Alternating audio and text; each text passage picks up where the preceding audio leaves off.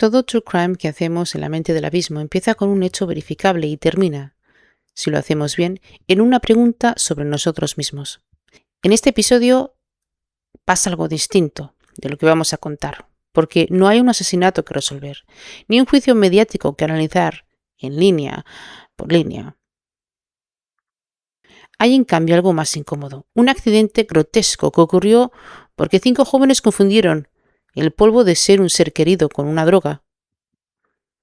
Un accidente grotesco que ocurrió porque 5 jóvenes confundieron el polvo de un ser querido y que termina hablándonos, sin proponérselo, del duelo, de pobreza, de familia y de la manera en que la sociedad entera prefiere no mirar al frente de la muerte.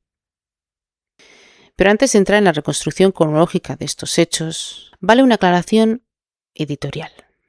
En este caso, que está judicialmente cerrado, uno de los responsables, José David Díaz Marrero, se declaró culpable en el 2011 y fue sentenciado. No hay, por tanto, necesidad de presunción de inocencia respecto a los hechos centrales del robo, que están documentados en el reporte oficial del Departamento del Sheriff del Condado de Marion y confirmados por múltiples medios internacionales. Si mantenemos, como en nuestra política editorial, la reserva correspondiente sobre los 2 menores de edad involucrados, cuya identidad nunca fue revelada públicamente, y sobre el detalle específico mencionado en una sola fuente del líquido que el grupo habría bebido esa misma noche. Dicho esto, empecemos por el principio, y no por el robo, por la urna. Bienvenidos a la mente del abismo.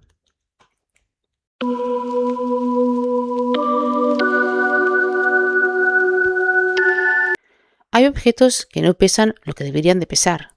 Una urna, por ejemplo, uno lo levanta esperando el peso completo de una vida, de una historia entera, de manos y de voz, y se encuentra en cambio con un puñado de polvo gris que apenas roza el kilo. Reducir a alguien que fue inmensamente a algo que cabe en un armario, sobre una repisa, junto a las fotografías. En Silver Springs Shores, un suburbio tranquilo del condado de Marion, en el centro de Florida, una mujer llamada Holly Tenza guardaba 2 urnas en su casa. En una estaban los restos cremados de su padre y en la otra la de sus 2 grandes daneses, esos perros gigantes de mirada mansa que probablemente durmieron a los pies de su cama durante años. No eran reliquias religiosas ni objetos de valor económico. Eran simplemente todo lo que le quedaba de 3 presencias que ya no iban a volver a cruzar la puerta. Guardamos las cenizas de nuestros muertos en casa por una razón que la psicología del duelo entiende bien. No queremos soltarlos del todo. Queremos que la ausencia tenga un lugar físico, algo que pueda tocar cuando el recuerdo se vuelve insuficiente. La urna no es solo un contenedor, pues es en cambio una promesa silenciosa de ese vehículo que, aunque el cuerpo ya no exista, sigue teniendo una dirección postal. El 15 de diciembre del 2010, Holly volvió a esa casa y descubrió que alguien había entrado. Para entender esta historia hace falta situarla en su geografía exacta, porque el lugar donde ocurre no es casual. Silver Springs Shores es una comunidad residencial dentro del condado de Marion, muy cerca de la ciudad Ocala, en el centro de Florida. Es una de esas zonas de una sola planta, jardines modestos, calles tranquilas, donde durante el día no pasa gran cosa. Es el tipo de lugar donde las noticias importantes suelen ser sobre el clima y no sobre crímenes que después reproduce la prensa de medio mundo. Ese anonimato geográfico importa porque es precisamente el caldo de cultivo perfecto para los robos menores que un grupo de jóvenes puede cometer casa por casa, sin demasiada planificación, buscando lo que sea fácil de cargar y fácil de vender. Aquí no hace falta una banda organizada ni un plan maestro, pero lo que sí hace falta apenas es una ventana sin seguro y la certeza de que nadie está mirando. Y es en ese contexto donde entra Holly Tenza, sin saber que su domicilio sería, esa tarde de diciembre, el escenario de una de las profanaciones más extrañas que se ha registrado en la crónica policial estadounidense. No hizo falta gran cosa para entrar en su casa, una ventana forzada, una puerta trasera, el silencio de una tarde cualquiera en un vecindario donde nadie mira 2 veces a un grupo de jóvenes caminando por la calle. Cuando Holly revisó la casa, faltaban los aparatos electrónicos, faltaban las joyas y faltaban, junto con todo lo demás, las 2 urnas. Se llevaron los objetos de valor con la misma indiferencia con la que se llevaron los restos de un padre y de 2 perros. Porque para quienes entraron esa tarde todo aquello era simplemente un botín. Y no sabían o no podían saber que entre esos objetos de valor que cargaban en una bolsa había un polvo blanco, grisáceo, que no tenía nada que ver con las joyas ni con las televisiones. La investigación policial del condado de Marion documentaría después que las responsables eran 5 jóvenes, 3 hombres identificados como Waldo Soroa, de 19 años, Matrix Andalus, de 18, y José Díaz Marrero, de 19, junto a 2 menores de edad cuyos nombres nunca se hicieron públicos. No eran una organización criminal sofisticada, eran, y según describirían más tarde los propios investigadores, un grupo de jóvenes que se dedicaba a una serie de robos menores en la zona, buscando dinero fácil, joyas para vender, aparatos electrónicos, cualquier sustancia que pudiera consumirse esa misma noche. Lo que está claro es que no tenían cabeza. Y ahí es donde la historia deja de ser un robo común y se convierte en algo que ni el mejor guionista de comedia negra se hubiera atrevido a escribir. Pero déjenme decirles algo antes de seguir con la historia. Porque antes de seguir con lo que hicieron estos 5 jóvenes, vale la pena detenerse un momento en lo que Holly Tegnan estaba haciendo y sin saberlo, al guardar esas 2 urnas en su hogar. La cremación hoy es la opción funeraria más elegida en buena parte de los Estados Unidos, y guardar las cenizas de un ser querido en su casa responde a algo que los estudios sobre el duelo llaman vínculos continuos, o sea, si la necesidad humana de mantener una conexión simbólica con quien murió en lugar de cortarla de tajo. Y una urna sobre un mueble no es entonces un capricho sentimental, pues más bien es una estrategia, y muchas veces inconsciente, para regular el dolor de la ausencia de la persona. Mientras el objeto está ahí, en su lugar, la persona que lo perdió puede visitarlo con la mirada cada vez que lo necesite. Es una forma silenciosa y muy privada de decirle a alguien que ya no existe: sigues teniendo un sitio en esta casa.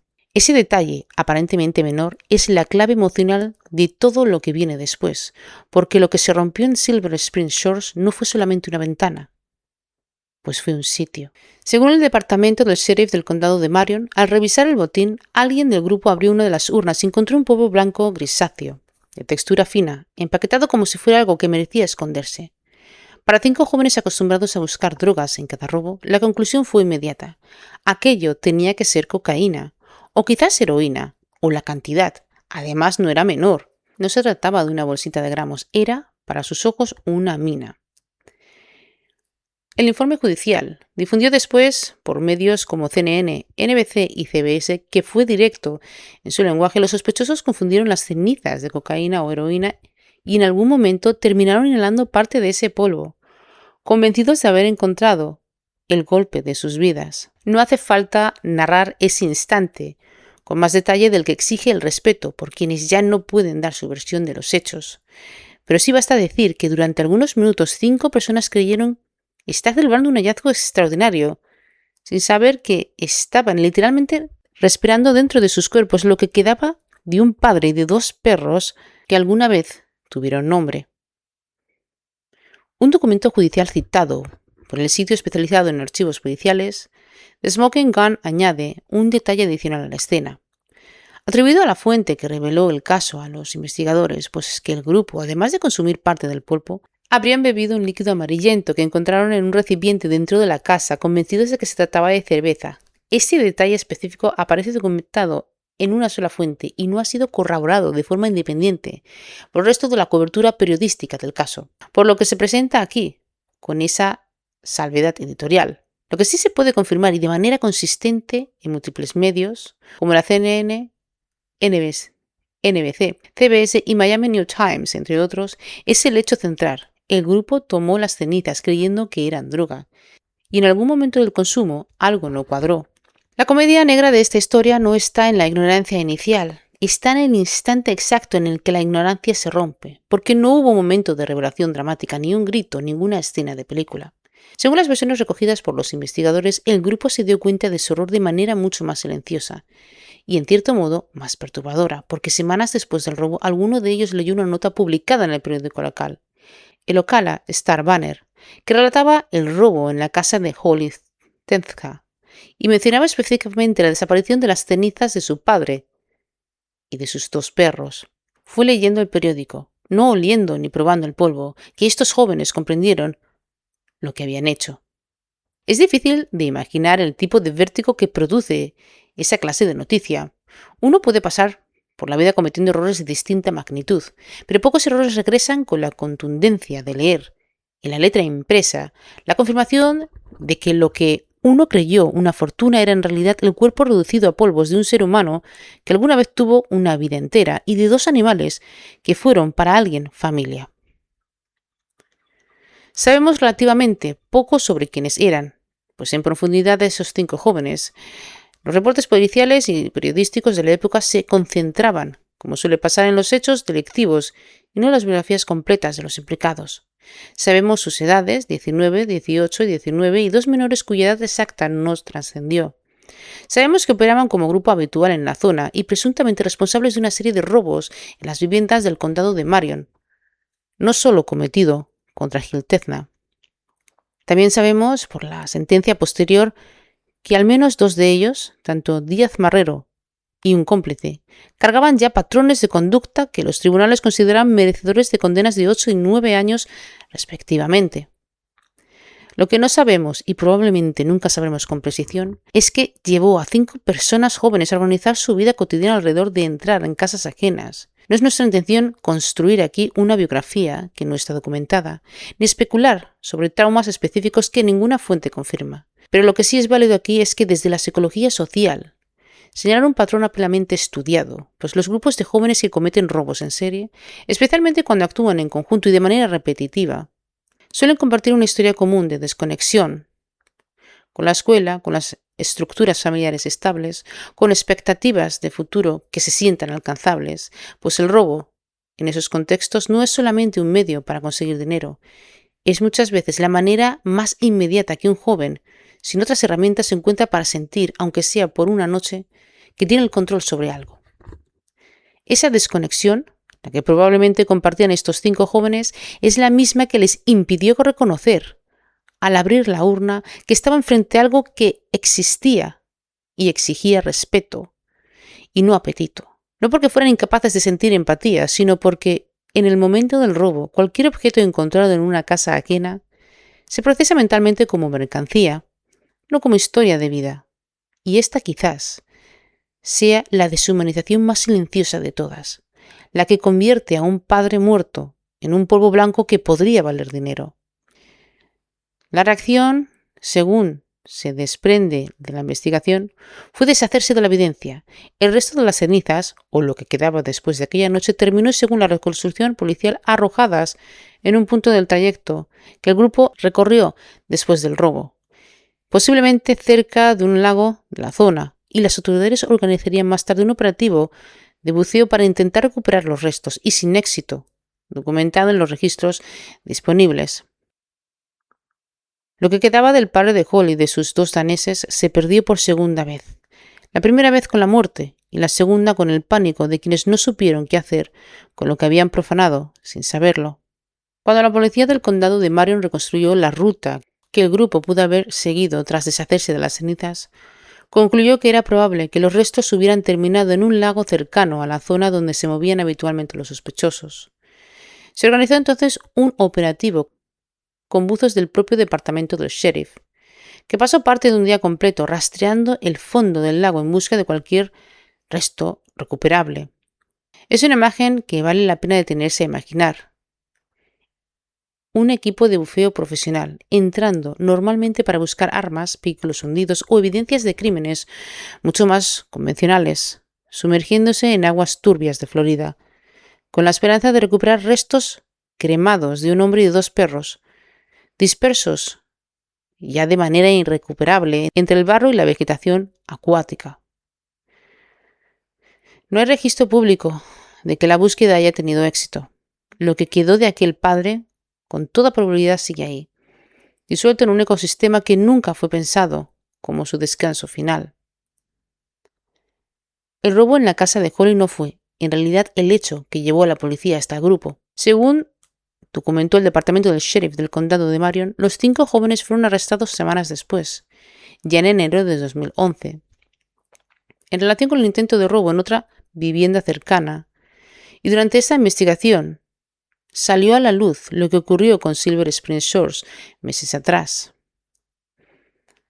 Apuntemos también, o recalquemos, mejor dicho, que al presionar a uno de los implicados sobre la serie de robos anteriores fue el que dijo todo lo que había pasado. 3 de los arrestados fueron identificados públicamente: Waldo Soroa, Matrix Andaluz y José David Marrero. Los otros 2, menores de edad, quedaron protegidos por las leyes de privacidad que rigen los casos de justicia juvenil en Florida. La noticia, una vez conocida, se propagó con la velocidad que solo tienen las historias que combinan 3 ingredientes: lo grotesco, lo absurdo y lo real. Los medios como la CNN, CBS y NBC, Reuters y The Scans y decenas de portales internacionales reprodujeron el caso en cuestión de días. Miami New Times lo resumió con la ironía que probablemente Holly, en medio de su duelo, no encontró tan graciosa: que ese episodio era apenas un poco más tonto que la vez en que el músico Keith Richards admitió públicamente haber mezclado cocaína con las cenizas de su propio padre años antes. Pero el humor negro con el que el mundo recibió la historia, memes, titulares irónicos, comentarios burlones en cada noticia, dejó, como suele pasar, a la única persona real de esta historia relegada a una nota al pie: Holly Tenza, la mujer que perdió a su padre, después perdió sus cenizas y finalmente tuvo que enterarse a través de la prensa nacional que los restos de su padre y de sus perros habían sido inhalados por extraños antes de terminar tirados junto a un lago que nadie pudo señalar con exactitud. El proceso judicial avanzó durante los meses siguientes. José David Díaz Marrero se declaró culpable en junio de ese año de 4 cargos de robo, incluyendo el cometido en la vivienda de Holly Tenza. Fue sentenciado a poco más de 8 años de prisión. Uno de sus cómplices recibió una condena de 9 años. Y según registros citados por la Fox News, Díaz Marrero pidió disculpas en la audiencia de sentencia. Aquí la ley pudo, en su medida, asignar consecuencia y responsabilidad. Lo que la ley no pudo hacer fue devolverle a Holly lo que había perdido. Los tribunales pueden castigar el robo de un televisor, pueden castigar el robo de joyas, pero no existe una categoría legal capaz de reparar la pérdida de los restos de un padre dispersos para siempre en algún punto indeterminado cerca de un lago de Florida. Es aquí, en ese vacío que ninguna sentencia logra llenar, donde esa historia deja de ser anécdota curiosa y se convierte en algo que merece mirarse con profundidad, que merece todo el duelo interrumpido. Hay algo, además, que merece mencionarse sobre el propio proceso judicial. Díaz Marrero no fue sentenciado exclusivamente por lo que ocurrió en casa de Holly Tenza, sino por un patrón de 4 robos distintos, lo cual confirma que el episodio de las cenizas no fue un hecho aislado, sino parte de una serie de allanamientos cometidos por el grupo en un periodo breve de tiempo. Esto cambia de alguna manera cómo debemos leer el caso. No estamos frente a una tragedia única y excepcional, sino frente a un patrón de criminalidad juvenil de bajo perfil que, por pura casualidad estadística, terminó cruzándose con el objeto más sagrado que puede haber dentro de una casa. Pudo haber sido cualquier otra vivienda, pudo haber sido cualquier otra urna, pero esta vez le tocó a Holly Tenza y le tocó a un padre que ya no tenía forma de protegerse a sí mismo. Cuando esta historia se cuenta en voz alta, casi siempre provoca una primera reacción de incredulidad, seguida de la risa, y esto es comprensible. El absurdo de la situación: ladrones inhalando por error restos de un desconocido, creyendo haber encontrado cocaína. Tiene todos los ingredientes de una comedia macabra, pero detrás de ese absurdo hay una mujer que 11 años después de la muerte de su padre sigue sin saber exactamente dónde terminaron sus restos, y hoy hay un padre cuya última forma física en este mundo fue arrastrada de su casa, tratada como mercancía y consumida por error y finalmente descartada junto a una carretera. Hay 2 perros que probablemente durmieron en algún momento en los brazos de alguien que los quiso y cuyo recuerdo terminó reducido a una nota policial sobre sustancias mal identificadas. Esta es la paradoja que en la mente del abismo encuentra una y otra vez al investigar estos casos: la distancia entre cómo el mundo consume una noticia y cómo esa misma noticia se vive por dentro, en el cuerpo, en la memoria de quien la protagonizó, sin saberlo, sin haberlo elegido.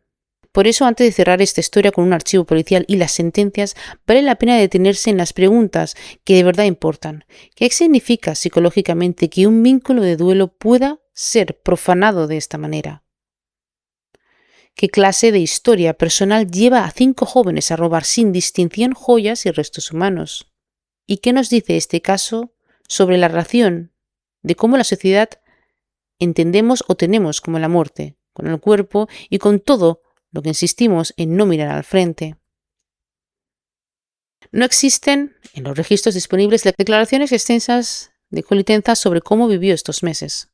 Es comprensible, pues no todas las víctimas de un crimen buscan la exposición mediática y muchas veces el silencio es, en sí mismo, la respuesta más honesta ante algo que no tiene forma de explicarse del todo.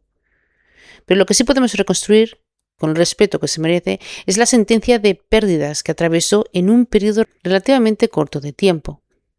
Pues la primera pérdida fue la muerte de su padre, pues que en algún momento anterior a los hechos que aquí narramos y con todo lo que esa muerte implica, de repente le ha venido el vacío repentino, la reorganización de una vida entera alrededor de una ausencia, y después probablemente la muerte de sus 2 daneses, esos compañeros que en muchos hogares ocupan un lugar afectivo comparable al de un miembro más de la familia.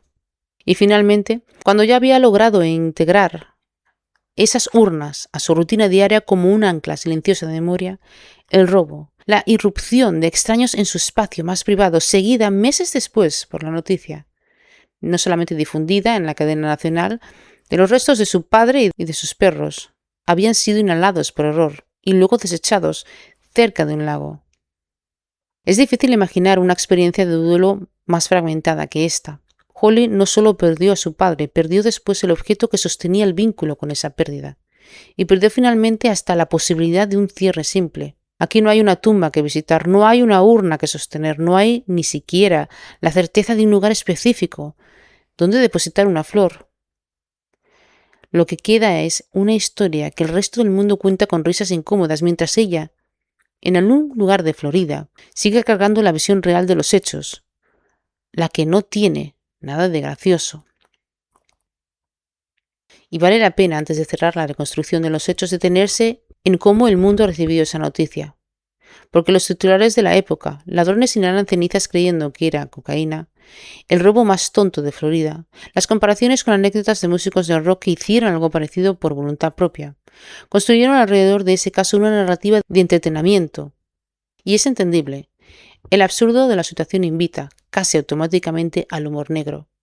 Pero ese mismo absurdo es también una forma de protección colectiva, porque reírnos de una historia que involucra la profanación accidental de restos humanos nos permite no tener que sentarnos con la pregunta más incómoda que este caso plantea: ¿qué tan poco valoramos como sociedad los restos de nuestros muertos, cuando somos capaces de convertir su desaparición en un meme?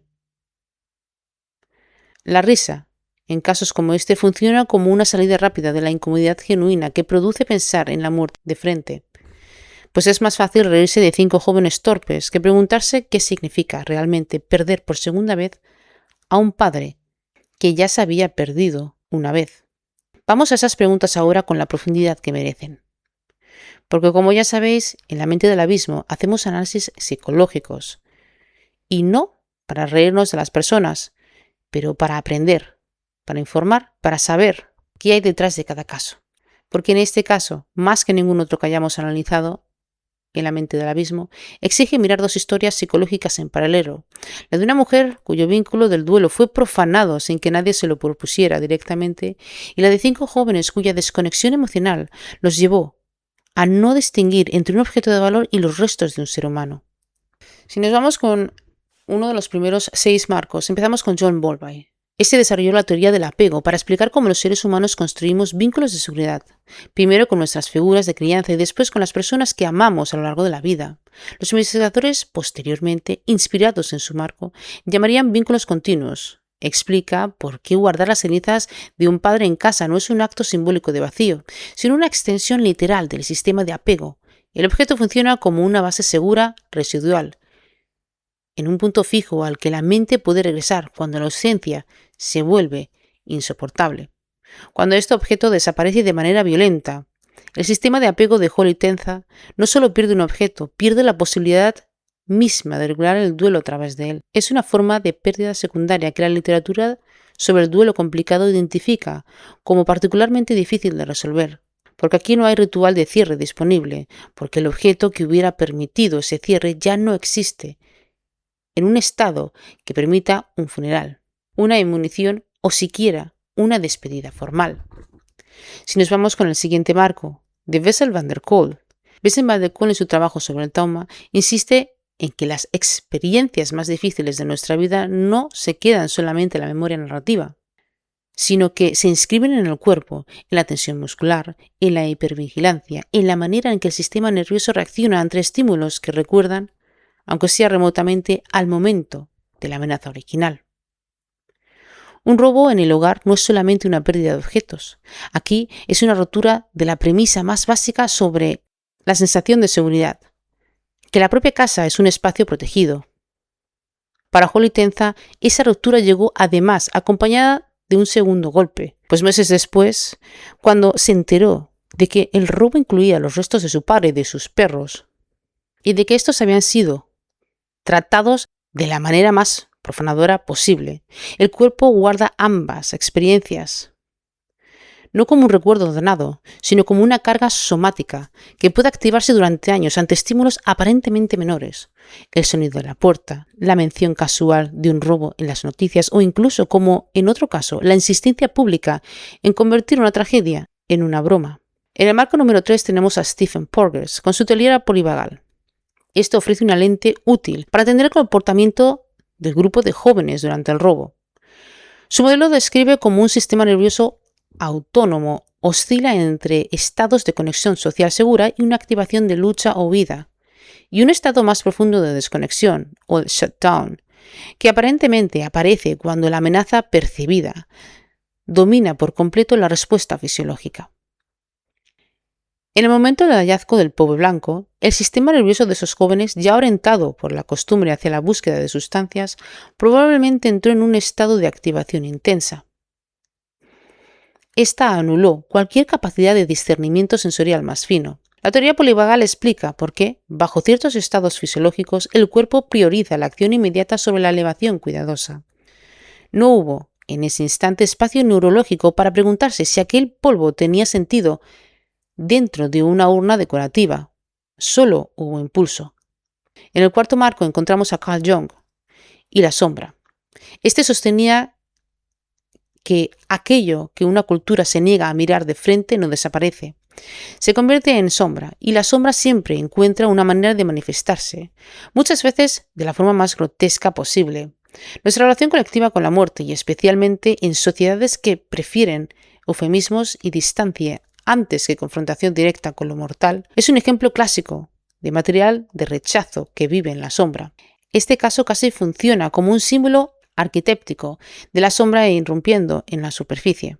Los restos de un padre guardados discretamente en un mueble, tratados socialmente como algo de lo que no se habla demasiado. Terminan literalmente confundidos con droga y consumidos por error. La muerte y la adicción, dos de los territorios que la cultura contemporánea más se esfuerza en mantener fuera de la conversación cotidiana, colisionan aquí de la manera más literal imaginable. Seguimos con Bert Hellinger.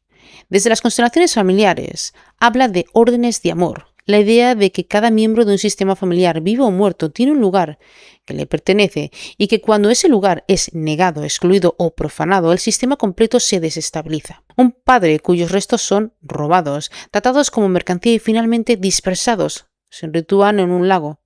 Es un espejo casi manual de un lugar sistémico, violado de la manera más radical posible, porque ni siquiera queda un espacio simbólico mínimo, una tumba, una urna, un punto geográfico reconocible, un lugar donde se pueda, con el tiempo, ser honrado. Y desde esa misma óptica sistémica, también cabe preguntarse por el linaje del que provienen los 5 jóvenes involucrados, los patrones de desconexión, delincuencia repetitiva y la ausencia de estructuras de contención que suelen atravesar a grupos como este casi siempre remiten a sistemas familiares propios, marcados tanto como por rupturas, por ausencias o exclusiones no resueltas.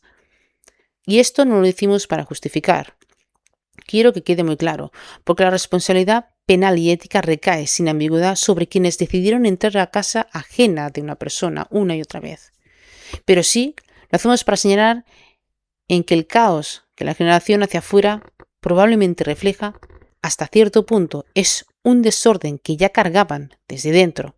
La última, la de Viktor Frankl, el superviviente del Holocausto y fundador de la logoterapia, describió que el vacío existencial, como esa sensación de falta de sentido, que cuando no se llena con un propósito, se llena con lo que sea, tanto sea placer inmediato como sustancias, riesgo o cualquier otra cosa que produzca una sensación intensa, capaz de tapar, aunque sea por un momento, la ausencia de dirección vital. Aquí es difícil no ver, en la conducta de los 5 jóvenes, una manifestación de ese vacío. El robo como forma de obtener recursos sin construir un proyecto de vida sostenible. La búsqueda compulsiva de sustancias como forma de anestesiar lo que sea que necesite anestesiarse. La incapacidad de detenerse a preguntar qué era en realidad aquel polvo antes de consumirlo. Frank también hablaba del optimismo trágico, la capacidad humana de encontrar sentido incluso en el sufrimiento más absurdo. Este es, quizás, lo único verdaderamente disponible para Holly Tenza en este momento.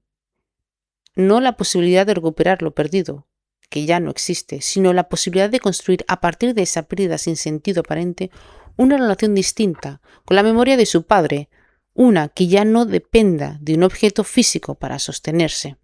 Lo que este caso termina revelando, si los marcos con la profundidad que merece, son 2 formas distintas de estar perdido en la vida. Porque por un lado, la de quienes, como estos 5 jóvenes, atraviesan la existencia sin herramientas para distinguir el valor real de las cosas, incapaces de reconocer el sagrado incluso cuando lo tienen literalmente entre las manos. Y por otro lado, la de quienes, como Holly Tenza, hacen todo bien, aman, cuidan, guardan la memoria de sus seres queridos con el mayor de los cuidados y aún así se encuentran, por el azar más cruel, despojados de la posibilidad de un duelo completo. Entre esos 2 extremos vive una pregunta que de verdad nos interesa explorar en punto de partida.